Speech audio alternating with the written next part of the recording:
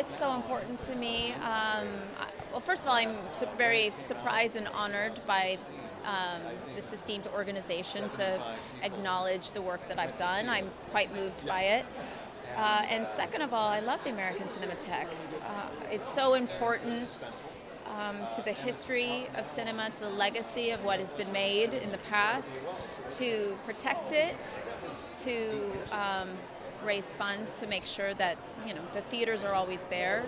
The collective experience, there's nothing that tops that. Sitting on your couch, watching a film, tweeting about it does not equate sitting in a theater and reminding yourself that you are part of something bigger than who you are.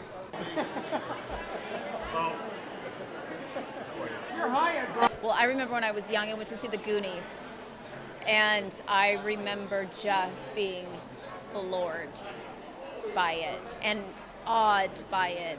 The idea that these children could save the day. Being a child myself, I just got goosebumps thinking about it. It's a memory I haven't really thought about in a long time. So yeah, from the very beginning, the cinema has been a transcendent place for me. It feels religious in a way because it does connect us to humanity. Jessica, can you turn left? Turn a little bit. Well, storytelling shapes culture. And so we not only have the responsibility for our generation, but the stories that we choose to tell will shape future generations. And that's what we should be focusing on, what we're putting out in the world, because it is a huge responsibility, especially in times like this. Left side. Over that shoulder, over the right shoulder. All the way back. Jessica, up here. Straight ahead, right up top. Patty, to the left, Patty.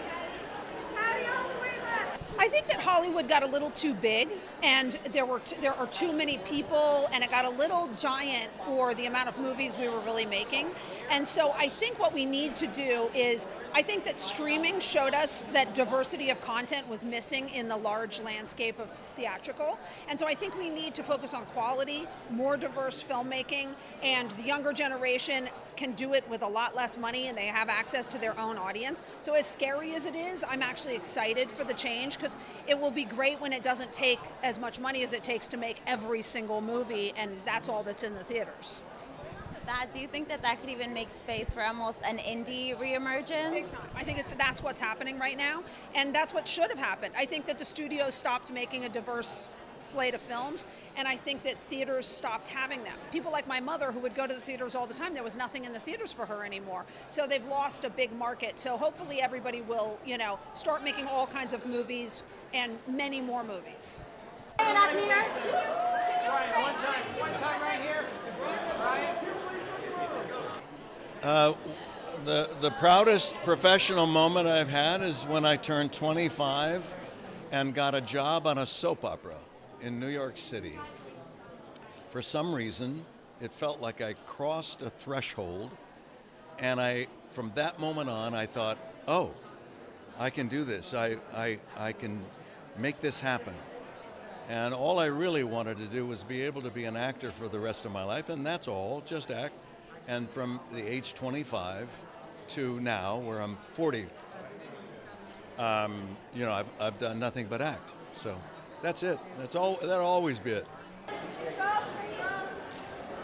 Rails up above. I've actually had a number, to be honest. Okay, I mean, that first movie that I did was a movie called Heart Like a Wheel, and you never forget the first one, right? And then I had a fabulous experience making a movie with Terry Gilliam as a director called 12 Monkeys. And of course the Dark Knight trilogy was very special. City of Angels has a very soft place in my heart because it's dedicated to my first wife who passed away during the making of it. And American Hustle and Three Kings is also very special. And of course Oppenheimer.